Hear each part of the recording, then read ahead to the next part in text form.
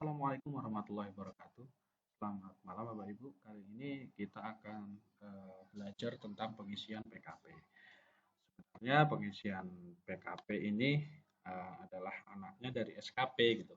Kalau SKP itu adalah target dan realisasi kinerja kita selama 1 tahun.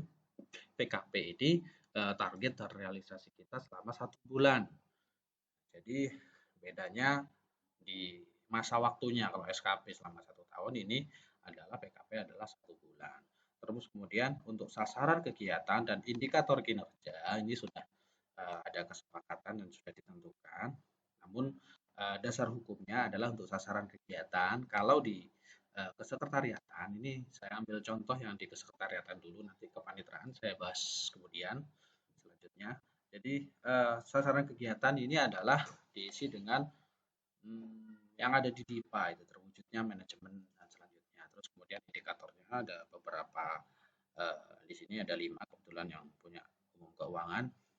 Terus kemudian selanjutnya kita sampaikan pembahasan ini karena ini sudah ada pakemnya ya untuk indikator kinerja. Yang paling penting adalah pengisian di sini PKP per bulanannya gitu. Di sini adalah hal yang penting yang ingin saya sampaikan, apa yang ada di kegiatan tugas jabatan ini tidak wajib kita isi semuanya. Jadi misalnya ini untuk terlaksananya peningkatan pengelolaan anggaran, ini tidak wajib kita isi semuanya gitu. Maksudnya tidak wajib gimana? Misalnya saya kasih contoh ada yang kegiatan itu yang dilakukan di triwulan, semesteran atau tahunan, seperti contohnya membuat laporan keuangan tahunan. Nah, ketika seperti itu kita tidak wajib menargetkan pada bulan-bulan tertentu gitu. Kita harus targetkan kerjakan itu di akhir tahun. Misalnya kita menargetkan laporan tahunan di bulan September, kan lucu, aneh gitu. Nggak akan terjadi itu. Pasti realisasinya pasti nol itu. Nah, ketika terjadi seperti itu kita tidak harus memasukkan kegiatan itu dalam bulan itu gitu. Misalnya bulan ini kita hanya menyelesaikan 2 kegiatan saja seperti yang saya blog ini, ya nggak masalah gitu. Yang 3 kita tidak laksanakan kegiatan ini, ya tidak usah diisi targetnya. Karena apa? Karena itu kegiatan yang tidak bisa kita lakukan di bulan itu, seperti harus semesteran atau itu tahunan, sifatnya tahunan, maka kita tidak harus mengisinya gitu loh. Nah, tapi yang untuk yang kegiatan yang terjadi setiap bulan itu kita harus mengisinya. Nah, bagaimana cara mengisi target dan realisasi? Nah, mengisi targetnya seperti yang bimbingan teknis yang saya lakukan di PTA kemarin, itu kita kira-kira saja nih, contohnya nih, misalnya mengupload aplikasi ke aplikasi persediaan. Ini memang tugasnya biasanya saya lakukan 1 bulan sekali, jadi saya targetnya juga 1. Nanti di sini realisasinya juga 1. Nah, nanti langsung keluar nilai otomatis.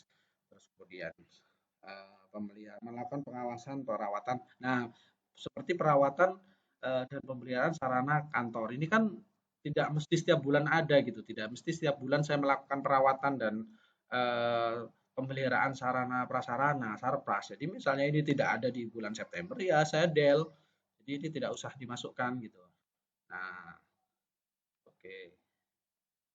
Ketika itu sudah saya del, maka otomatis kegiatan saya untuk yang indikator kinerja ini hanya 3 kegiatan, itu nggak masalah Bapak Ibu. Jadi apa yang bisa kita lakukan di bulan itu ya itu aja yang menjadikan target. Kalau kita nggak memasukkan kita apa kegiatan itu sudah kira-kira tidak bisa dilakukan, ya jadi dilakukan karena nanti nilai kinerjanya akan buruk. Nah, ini kenapa nilainya 75? Karena ini tadi masih dibagi sama ini sama rumus Excelnya ya. Jadi kalau sudah dihapus, ini tidak boleh dibagi gitu loh.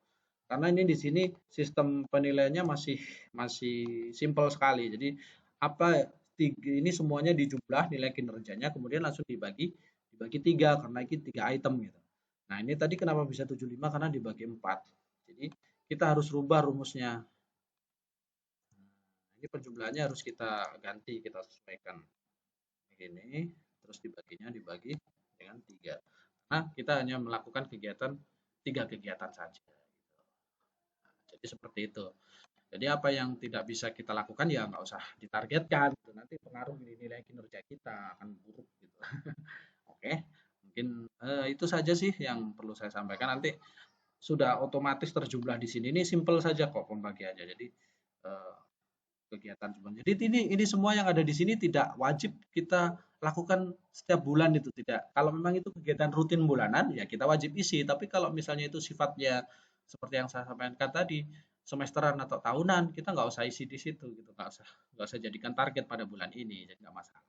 Itu untuk yang ke kesetariatan. Bagaimana dengan yang ke kepaniteraan? Saya akan lihat contoh di yang PP ya. Sama, dasarnya sama, sudah ada pakemnya. Kemudian, nah untuk menginput data perkara di SIPP. Nah, ini bagaimana cara mengisi targetnya, Bapak Ibu? Kemarin saya dijelaskan bahwasanya untuk mengisi menginput data perkara di SIPP ini kita hitung saja kira-kira bulan ini dapat berapa berkas perkara gitu. Kan ini untuk menginput data SPP berdasarkan berkas perkara ya. Jadi, oh kira-kira tahun bulan kemarin saya dapat 4 gitu. Ya insya Allah bulan ini dapat 4 perkara. Ya sudah kita isi 4 perkara. Misalnya nanti realisasinya kita cuma dapat 2, ya kita tulis 2. Nah, atau dapat 3, kita tulis 3 di sini. Pokoknya kita kira-kira saja berapa perkara atau bisa jadi bisa dasarkan bulan kemarin kita dapat berapa perkara, bulan ini jadikan target itu juga bisa. Terus kemudian misalnya kita lebih nih, oh dapat menginput data perkara-perkara berkas perkara yang kita terima bulan lalu 4 terus targetnya ternyata yang diterima pada bulan ini lebih 6, nilainya tambah bagus di sini. Nilainya akan jadi 150.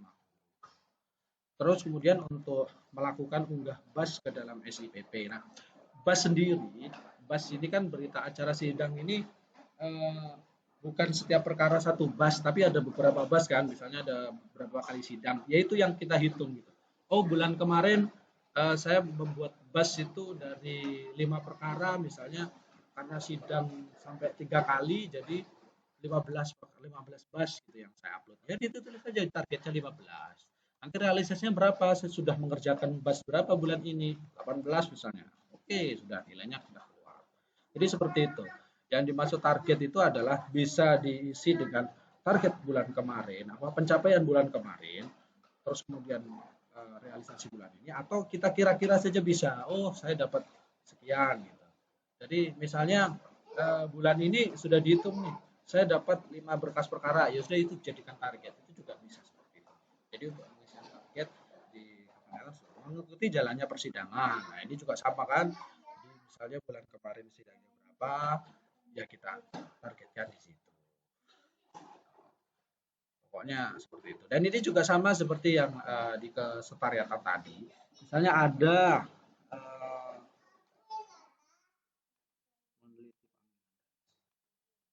ini sebenarnya ini kegiatannya bisa dilakukan setiap bulan ya. Jadi nggak masalah harus diisi terus semuanya. Tapi misalnya kira-kira nggak bisa diisi gitu. Jalan sidang kan nggak mungkin. Setiap PP pasti setiap bulan punya agenda sidang. Jadi pasti ini harus ada targetnya, harus diisi setiap bulan gitu. Minutasi ke Panut. Minut-minut itu juga sama. Setiap bulan kan pasti ada perkara putus. Jadi juga targetnya harus diisi. Misalnya hanya satu, ya targetnya isi satu atau dua saja. Seperti ini. Lebih saran saya sih lebih bagus yang bulan kemarin gitu. Bulan kemarin kita ngerjakan berapa, nah itu dijadikan target bulan ini. Itu lebih bagus. Untuk yang misalnya yang tidak bisa ditargetkan,